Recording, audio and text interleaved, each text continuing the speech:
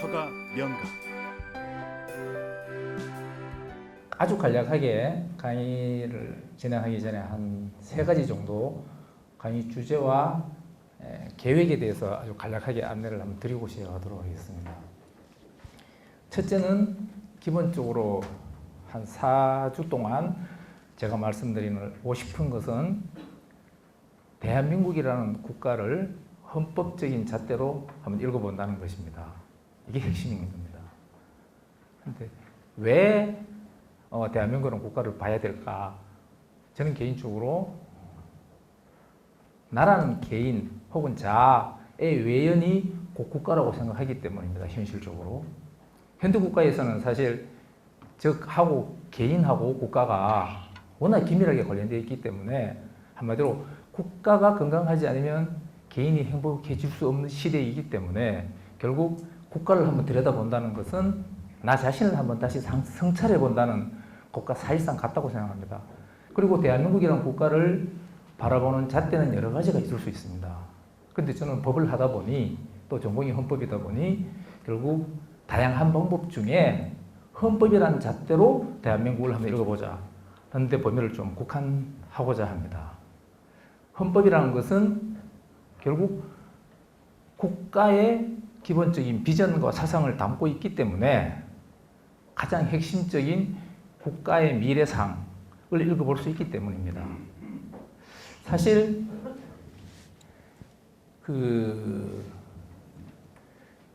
국가와 헌법 간의 관계에 있어가지고 결국 국가를 제대로 읽는 창문이 헌법이라는 창문을 통해서 들여다보자.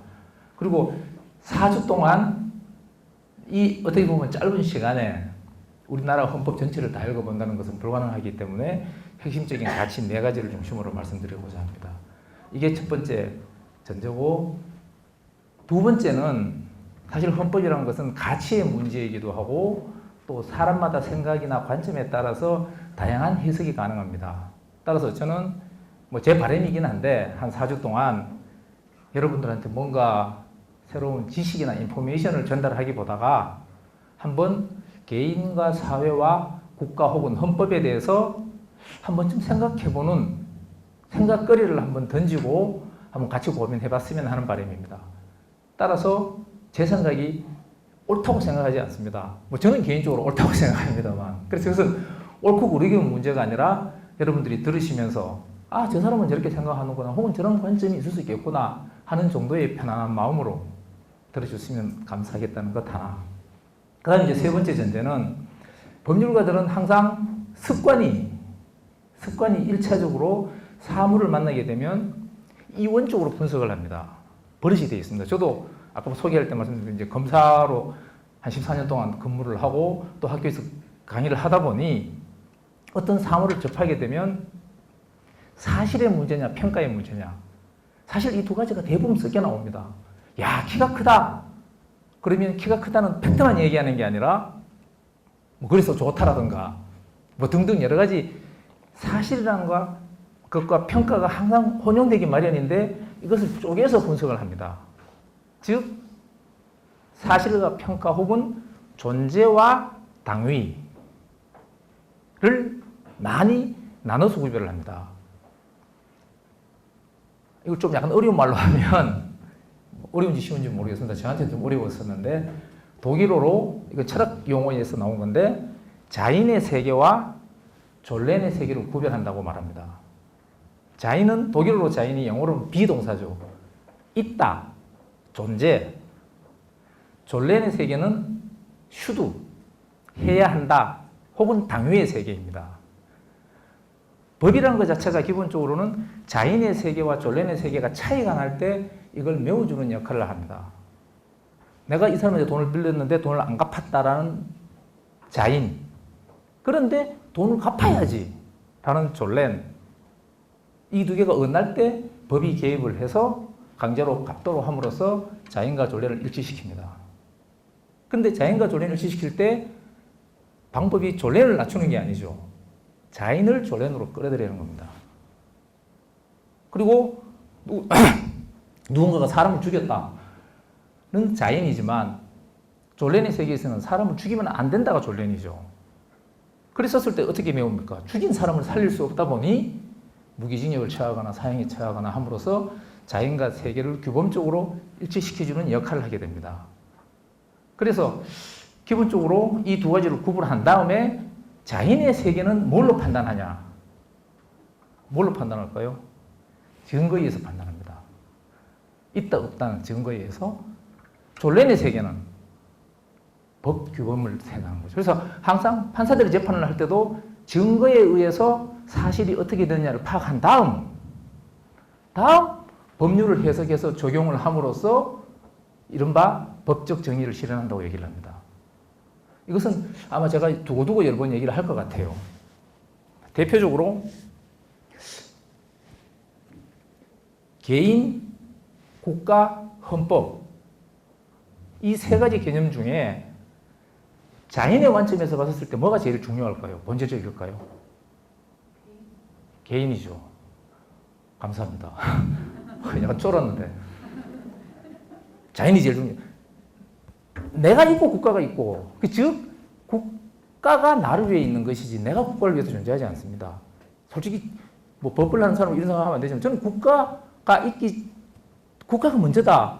혹은 내가 죽은 다음에 국가 관심 없습니다. 어떻게 되든 간에 존재론적으로 자연의 관점에서 국가와 헌법은 존재론적으로 뭐가 우월할까요? 국가입니다. 국가를 위해서 헌법이 존재하지 헌법을 위해서 국가가 존재하지 않기 때문입니다. 그런데 존레의 관점에서 보면 저는 순서가 반대라고 생각합니다. 존레는 사실 전부 슈드죠. 슈드 해야 한답니다. 존레의 관점에서 볼 때는 저는 헌법이 가장 우월하다고 생각합니다. 그 다음 국가, 그 다음 개인. 아무리 제가 개인적으로 도덕적이면서 훌륭하고 잘생기고 막 건강하고 한다 하더라도 현대사회에서 국가가 건강하지 않으면 개인이 행복해질 수가 없습니다. 특히 국가와 헌법 간의 관계에 있어가지고는 아무리 국가가 지금 지하자원도 많고 뭐 여러 가지 장점이 있다 하더라도 헌법이 나쁘면 그 나라에는 미래가 없습니다. 왜냐하면 헌법은 그 국가의 목표와 이 목표를 실현하기 위한 기본적인 이념적인 틀을 세운 것이 헌법입니다. 고향이 시골인데 그래서 되게 이제 그러니까 초등학교 2학년 때 전기가 들어왔던 시대를 살았기 때문에 정말 대한민국 저는 아직 갈 길이 멉니다. 그럼에도 불구하고 저는 정말 훌륭한 기적을 이뤄냈다고 저는 생각합니다. 그런데 그 원인 중에 하나가 저는 우리나라는 좋은 헌법을 가지고 있기 때문이라고 생각합니다. 일종의 등대 같은 거죠. 우리는 저쪽으로 간다. 우리 헌법에서 대한민국의 미래와 비전을 딱 정해놨는데 우리는 저쪽으로 간다라는 그런 등대 같은 방향성이 있는 거하고 그냥 가보는 거하고는 저는 천지 차이가 난다고 생각합니다. 따라서 국가라는 것이 결국 헌법이라는 것이 국가에 있어서는 개인에 있어서는 철학과 같다고 생각합니다. 저는 사실 개인적으로 철학을 좋아합니다. 내가 지금 잘 살고 있나? 그 다음 내가 어떻게 살아야 되냐? 그럼 또 내가 인식하고 있는 게 진리냐? 뭐 등등 되게 살면서 너는 누구나 다 철학적인 고민을 하면서 살아간다고 생각합니다. 그런데 개인에 있어서 철학이 곧 국가에 있어서는 저는 헌법이라고 생각합니다. 사실 헌법, 여러분 아마 처음부터 다 잘 안 읽어보셨을 겁니다만 오늘 가장 핵심적인 것부터 해서 4주 동안 제가 주로 존레의 관점에서 말씀드릴 겁니다. 이제 이 말씀 드리려고 한 건데요. 자연의 세계는 현실입니다. 현실은 되게 좀 존레는 세계하고는 좀 차이가 납니다. 본질적으로 차이 날 수밖에 없고. 그런데 주로 말씀드리는 것은 저는 헌법 1의 관점에서 존레의 세계에 대해서 주로 말씀을 드리고자 합니다. 이 세 가지를 전제로 하고 오늘 첫째 주제인 국민주권에 대해서 먼저 지금 간략하게 사실 국가와 헌법 간의 관계를 말씀드렸습니다. 그런데 국민주권을 들어가기 전제가 국가와 헌법 간의 관계를 일단 이해를 하고 넘어가야 된다고 저는 생각합니다. 그래서 일단 국가는 일정한 지역에서 공통된 다수인이 통일된 국가 권력에 의해서 조직된 하나의 특수한 집단입니다. 국가의 성격이 뭐냐? 국가의 성격이 뭐냐? 이것은 존레의 관점 혹은 법적 관점에서 보면 국가라는 것은 자연인과 구별되는 특수한 법인이다. 벌써 약간 어렵죠? 이 말은 법인이라는 건 뭡니까? 법인은 법으로 사람으로 취급한다는 거죠. 원래 인이라는 것은 사람은 자연인이죠. 그런데 법에서는 인은 두 가지가 있습니다. 법인과 자연인, 자연인과 법인이 있습니다. 자연인은 그냥 개인 사람이고 법인은 사람이 아닌데도 사람으로 법적으로 봐준다는 게 법인입니다. 물론 재단법인도 있고 사단법인도 있고 여러 가지 법인이 있습니다. 그런데 국가가 법인이다 라는 관점에서 보는 것은 대단히 역사적으로 중요한 의미가 하나 있습니다. 루이 14세라는 사람이 있죠. 저도 보지는 못했는데 이 사람이 했는 유명한 말이 짐이 곧 국가다. 그래서 절대 왕정 시대에는 왕이 곧 국가였죠. 우리 조선시대도 마찬가지였죠. 모든 국토가 왕의 소유였고 왕 자체가 국가였습니다. 그런데 국가는 법인이다 하는 순간 국가는 이러한 법인 자체가 국가고 그럼 왕은 어떻게 됩니까? 왕은 국가의 한 기관에 불과하다. 그래서 절대 왕정이 무너지는 계기를 마련한 것이 국가를 법인으로 봄으로써 왕은 더 이상 국가 자체가 아니고 국가를 구성하는 기관에 불과하다. 그래서 지금 국가 법인이라는 것이 되게 국민 주권하고 긴밀한 관계가 있습니다. 즉 왕이 주권자가 아니라 그러면 법인인데 이 정체가 뭐냐? 결국 주권이라는 것은 국민에게 기결되는 하나의 바탕을 이루게 됩니다. 간략하게 말씀드리겠습니다만 국가는 이것도 다양한 의견이 있습니다만 결국 국가라는 것은 정치 권력이 작동하는 시스템입니다. 정치는 뭡니까? 정치. 저는 개인적으로 정치는 국가 공동체에서 발생하는 다양한 가치, 재화나 용역을 분배하는 방식이 정치라고 생각합니다. 누가 무엇을 얼마나 어떻게 이걸 배분하느냐를 정하는 것이 정치라고 생각합니다. 그래서 정치라는 것은 공정한 배분을 통해서 이러한 가치 분배에 있어서 발생할 수 있는 가치 분배는 분명히 갈등과 분쟁이 생길 수밖에 없겠죠. 사람마다 생각이 다 다르잖아요. 내가 기여했다고 생각하는 바가 다 다를 수도 있고 집안 내에서도 마찬가지고. 그런데 공정한 분배를 통해서 이러한 갈등을 없애고 국가를 통합하는 게 정치라고 생각합니다. 그리고 공정한 배분이라는 것이 곧 정의이고 그러면 권력이라는 건 뭡니까? 권력은 본질적으로 내 의사를 다른 사람 의사에 반해서 관철시킬 수 있는 힘이죠. 국가라는 것은 이러한 정치 권력, 국가의 재화, 가치 혹은 국가를 구성하는 비용과 책임을 어떻게 공정하게 분배할 수 있는 힘을 이 힘을 어떻게 시키느냐 하는 시스템 혹은 제도가 국가라고 생각합니다. 그런데 이러한 국가는 자기 마음대로 하면 안 되죠. 중요한 정치 권력을 행사해야 되는데. 그래서 이러한 정치 권력을 행사할 때 있어서 시스템이 있다 그러면 그 시스템에 대한 기본적인 룰이 있어야 되죠. 그게 있다고 말씀드리는 헌법이라고 생각합니다. 그리고 국가의 3요소, 국가의 3가지 요소가 있습니다. 뭐죠? 국민, 영토, 주권 이 3가지가 의미가 많이 변형되긴 했지만 그럼에도 불구하고 현재까지는 이 3가지 요소가 국가의 정체성을 특정짓는 아주 중요한 요소입니다. 우리 헌법 제1조 1항이 뭐죠? 대한민국은 민주공화국이다. 이게 1조 1항입니다.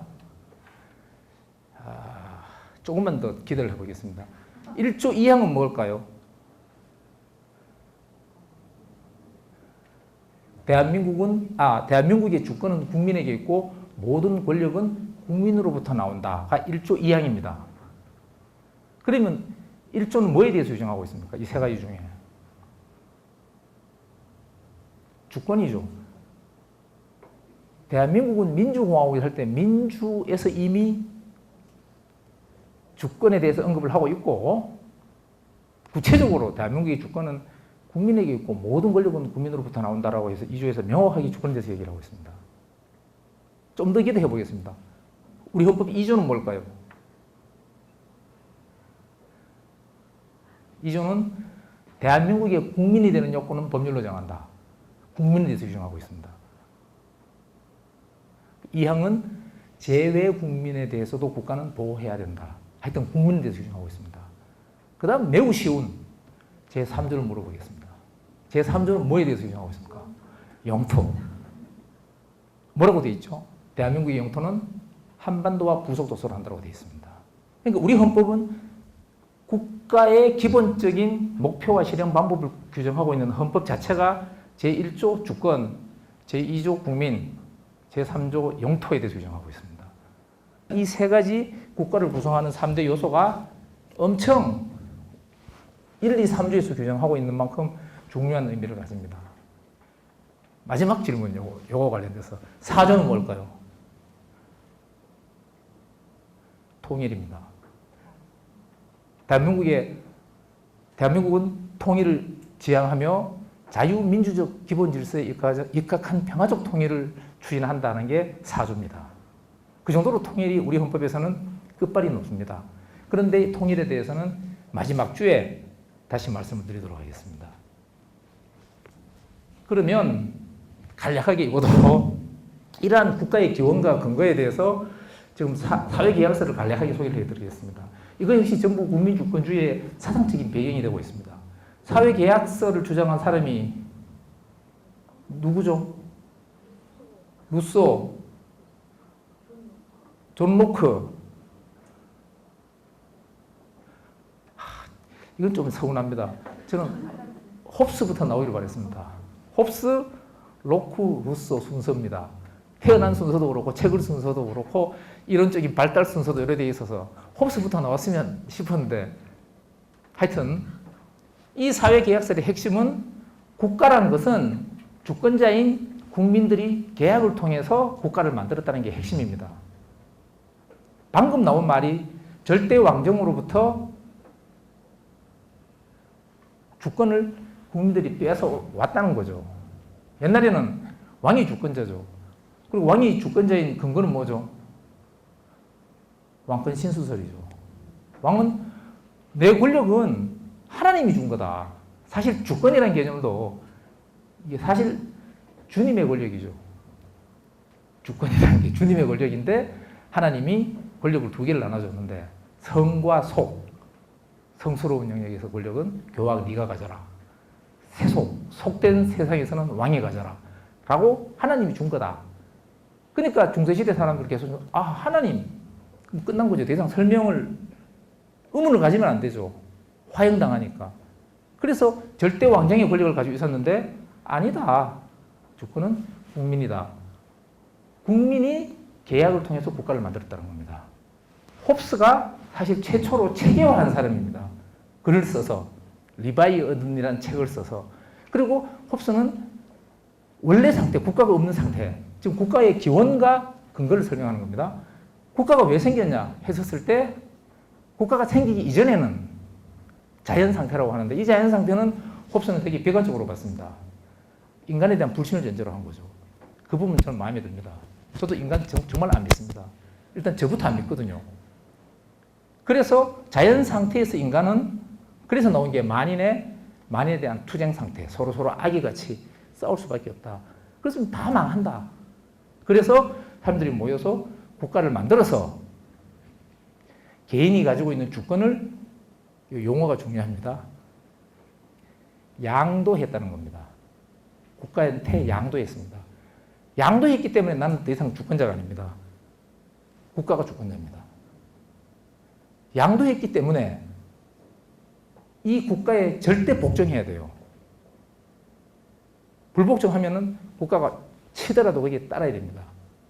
아무리 나쁜 국가라 하더라도 국가가 없는 것보다 훨 낫다. 이게 홉스의 생각입니다. 그 정도로 인간 세계가, 이게 19세기 중반이잖아요. 되게 험악한 세상이었거든. 그러다 보니 결국 우리가 같이 살려면 계약을 통해서 주권을 국가에게 주고 국가를 만들어서 거기에 절대 복종해야 된다. 이게 홉스입니다. 뭐 다시 또 얘기 나오겠습니다만, 홉스가 저는 정말로 위대하다고 생각한 게, 주권이 왕에 있는 게 아니라, 그리고 이 왕의 뒤에 하나님, 신이 있는 게 아니라, 주권은 사람한테 있다는 근본적인 인식을 바꾼 혁명적인 사고가 가기 때문에 저는 로크보다가 훨씬 더, 저는 홉스가 이 점에서는 저는 정말 위대하다고 생각합니다. 상상할 수 없었던 시대에 주권이 국민한테 있다는 데서 출발했기 때문입니다. 그리고 로크는 홉스의 사상을 잘 이어받았습니다. 잘 이어받은 다음에 이걸 영국의 명령혁명에 적용을 하다 보니 홉스 이론을 그대로 따를 수가 없었습니다. 왜냐하면 홉스는 왕에게 절대 복종해야 된다고 결론이 났기 때문입니다. 군주주권론에 따라서. 그런데 로크는 그 당시에 왕당파가 아니라 의회파에서 사상적 기초를 해서 막 뒤에서 도와주는 사람인데, 홉스 이론에 마음에 드는 것은 주권은 왕한테 있는 게 아니라 국민에게 있다는 것이 정말 마음에 듭니다. 그런데 따라서 복종해야 된다는 게 마음에 안 듭니다. 그래서 결국 그럼 사회계약을 왜 계약 체결했냐? 주권자가 자신의 생명과 자유와 재산을 지키기 위해서 국가를 만들어서 이 국가에게 주권을 위임했다는 겁니다. 홉스는 양도했다고 그랬습니다. 로크는 위임했다고 했습니다. 이 두 차이가 효과가 크죠? 양도했으면 끝나죠? 우리도 돈 줬으면 끝나는 거잖아. 근데 잠시 위임했다는 것은 가져올 수 있는 여지를 남긴 겁니다. 그래서 분명히 이 목적을 위해서 생명과 재산과 순서대로 생명과 자유와 재산을 보호하기 위해서 권력을 양도했는데 인마가 지 마음대로 쓰더라. 그러면 거기에 불복종해가지고 다시 가져올 수 있다. 사회계약을 철회하거나 취소할 수 있고 국가에게 불복종할 수 있다. 그래서 나는 지금 이렇게 불복종한다 해가지고 왕을 없애고 명령형을 성공시켰습니다. 그래서 그러한 범위에 있어서는 홉스의 절대 군주론에 비해서 로크의 제한 군주론이, 또 왕은 인정했습니다. 군주제를 인정하고 왕. 그렇지만 제한될 수 있다. 이 점이 로크의 위대한 점입니다. 그렇지만 근본적으로 봤을 때 저는 홉스가 훨씬 더 혁명적 사고를 했다고 저는 생각합니다. 그리고 로크의 사상이 지금 현재 대한민국까지 이어지고 있습니다. 영국의 혁명, 미국의 독립혁명, 그다음에 프랑스 혁명, 전부 이제 1688년부터 해서 1789년까지 이르기까지 세계사를 뒤흔든 이 사상적 기초가 전부 로크입니다. 이 점에서는 로크가 대단히 위대하다고 생각합니다. 그 다음 이걸 이어받은 사람이 루소죠. 루소는 되게 약간 이상적인 사람이죠. 물론 이상한 측면도 있지만 자연 상태가 너무 좋다. 그래서 자연 상태로 돌아가야 된다. 자연으로 돌아가자. 돌아가기 위해서 국가를 만들자는 겁니다. 이게 사실 약간 모순되어 보이는 거거든요. 자연 상태는 국가가 없는 상태거든. 그리고 자연 상태에서는 자연법의 지배를 받으면 되는 거야. 사람 죽이면 안 된다. 나쁜 짓 하지 마라. 뭐 등등 이런 자연법에 따르면 되는데, 이거 도저히 인간은 자연 상태로 못 돌아간다. 그래서 법을 만들자. 그래서 법을 만들어서, 국가를 만들자. 국가를 만들어서 주권자인 의사에 따라서 이 국가를 운영하면 된다. 그런데 이걸 이제 약간 어려운 말로 이해가 될지 모르겠습니다만, 저도 사실 이거 잘 안 되거든, 솔직히요. 개개인들의 의사의 총합이 국가 전체 의사인데, 이 전체 의사하고 국민의 일반 의사하고는 다르다. 국가는 개개인의 의사의 총합인 전체 의사에 따라서 운영되면 안 되고, 국민의 일반 의사에 따라서 움직여야 된다고 되어 있습니다. 그럼 일반 의사가 뭔데? 상당히 어렵죠. 전체 의사는 확인하기 쉬워요. 우리 지금 전쟁을 할래 말래, 세금을 올릴래 말래, 개개인한테 물어봅니다. 나는 반대, 나는 찬성, 나는 몇 프로 쭉. 이걸 다 모아놓고 써보면 이게 전체 의사입니다. 그런데 일반 의사는 이게 아닙니다. 일반 의사는 국가 구성을 통해서 자연 상태로 돌아가기 위한 바람직한 상태. 그걸 일반 의사라고 얘기를 합니다. 그러면서 국가는 일반 의사에 따라서 돌아가야 된다. 그런데 일반 의사는 어떻게 확인되지? 법률의 제정을 통해서 일반 의사가 드러나게 된다라고 얘기를 합니다. 그래서 루소는 상당히 간접 민주정치보다는 직접 민주정치를 이상적인 형태로 삼고 있습니다. 그래서 국가의 기원과 근거에 대해서는 기본적으로 이러한 사상적인 것을 바탕으로 해서 사회계약설이 체결됐는데, 대신에 이 국가라는 것 자체가 사실은 손에 잡히지도 않죠. 국민이라는 것도 손에 잡히지 않죠. 상당히 추상적이고 관념적인 겁니다. 그래서 필요한 게 뭐냐? 어떠한 행위를 국가 행위로 간주할 것인가 하는 게 대단히 중요합니다. 내가 개인적으로 외국에 가서 여행을 하다가 이건 어떻게 하겠다 얘기를 하고 하면 내 국가 행위가 안 되죠. 근데 대통령이 하거나 외교부 장관이 가서 뭘 하면 그건 국가 행위가 되는 겁니다. 그래서 법적 효과를 국가에 귀속시킬 수 있는 절차와 형식, 이걸 어떻게 조직해야 될까? 이게 대단히 중요한 겁니다. 이걸 뭐가 정하죠? 바로 헌법입니다. 그래서 헌법이란 것은 사실 단순히 국가 공동체의 정치 권력의 시스템의 기본적인 틀을 정해놓은 것이 뿐만 아니라 한편으로는 국가 권력의 정당성을 부여하는 겁니다. 서가 명가